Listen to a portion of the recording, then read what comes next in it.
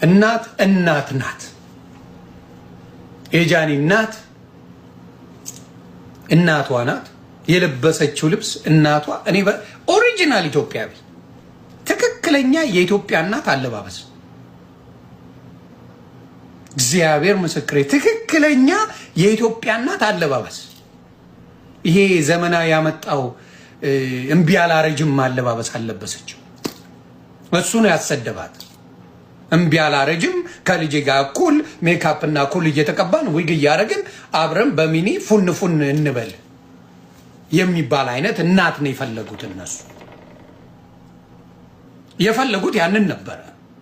የጃኒ እናት እንደዛ አይነት እናት አይደለችም። የጃኒ እናት እንደዛ አይነት እናት አይደለችም።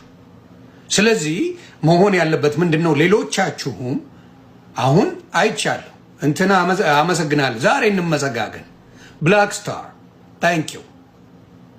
ነጭ ቅማልን አንተ የጃኒ ቤተሰቦች ቢራብሮ ይመጣሉ። ነጭ ቅማል ከዚህ ሶሻል ሚዲያ ትጠፊያለሽ። ብላክ ስታር አይፋታሽም። እናቶች ላይ መሄድ ትክክል አይደለም ብለህ የሰራኸው በቃ ሳሉቹ ማብራታ በቃ እናቶች ላይ የተሰራው ቪዲዮ ትክክል አይደለም። እናቶችን የመናገር ምንም አይነት ነገር የለንም። በእናትም ጃኒ ከተጠየቀች ለእናቷ የሚደንቅ ነገር አበርክታለች፣ ለአባቷ አበርክታለች። ስለዚህ እኔ ጃኒን አመሰግናለሁ እንጂ በዛ ጉዳይ ጃኒን ምንም ልላት አልችልም። ጭራሽ አባትየውንም አለባበስ ይሰድባሉ። አባትየው ኖርማል ሱት አድርገው ነው የመጡት፣ ኮት አድርገው ደስ የሚል አባት ነው የመጣው። ምን ይፈጠር? ምን እንዲሆን የፈለጋችሁት ነው? እኔ ያልገባኝ ምን እንድትሆን ነው የፈለጉት? እኔ እኮ ምን አይነት የሶሻል ሚዲያ ቅናት እናቃቸዋለን።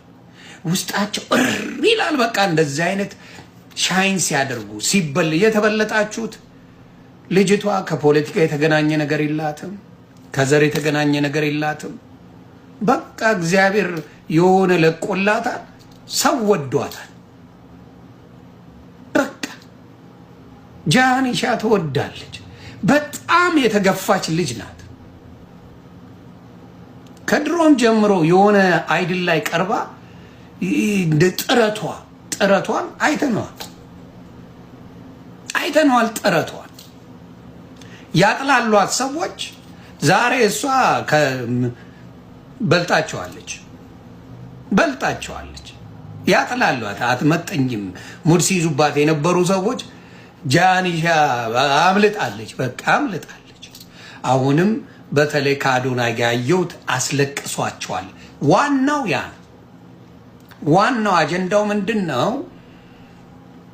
ከማጋ አሁን ደግሞ ባላግብታለች ወለጋ ላይ ሱማሌ ላይ ያሉ መረጃው አለኝ። አሳስራለች፣ በዚያ አውጥታለች።